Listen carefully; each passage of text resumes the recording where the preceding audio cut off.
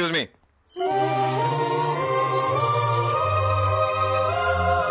Yes. கல்பனாங்கிறது நான் தான். என்ன விஷயம்? குங்குமத்துல நியூஸ் பார்த்தேன். குங்குமம் மேட்ரா? காலையில இருந்து எத்தனை பேரு, ஏகப்பட்ட phone calls, SMS, bouquets, autographs, photographs. இதுக்கு தான் இத்தனை நாளும் வெளியே சொல்லாம இருந்தேன். தொந்தரவு பண்றாங்கப்பா.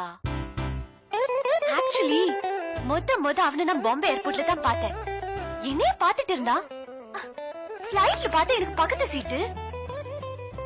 அவன் தான் சஞ்சய் ராமசாமின்னு அப்ப எனக்கு தெரியாது.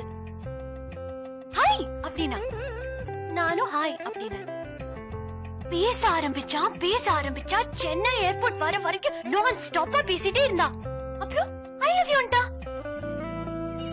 நான் முடியவே முடியாதுன்ட்டேன். ஆள் மேல ஆள் அனுப்புறான், ஒத்த கால்ல நிக்கிறான். சரி ஓகேன்ட்ட. புக்ல நியூஸ் வந்துருச்சா, தெரிஞ்சவன் தெரியாதவன் அத்தனை பேர் ரெக்கமெண்டேஷனுக்காக வராங்க. ஆமா, நீ இந்த ஆட்ல நடிக்கத்தானே வந்திருக்க? இந்த ஆட்ல நடிக்கத்தானே நீ கோட் போட்டு வந்திருக்க? உன்னை செலக்ட் பண்ணிட்டாங்களா? நான் வேணா ரெக்கமெண்ட் பண்ணட்டுமா? லுக், கோட் மாட்டிட்டு வந்தா குவாலியர் ஷூட்டிங்ல கூப்பிடுவாங்கன்னு எதிர்பார்க்க கூடாதுப்பா. அண்ணி அப்பளம், அனில் சேமியான்னு எது வந்தாலும் நடிக்கணும். ஓகேயா? பட் ஒன் திங், டேலண்ட் இருந்தாதான் நான் ரெக்கமெண்ட் பண்ணுவேன்.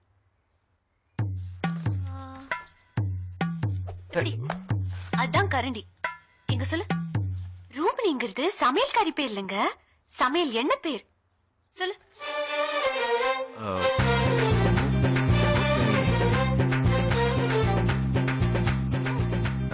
இன்னொரு நாள் சொல்றேன்.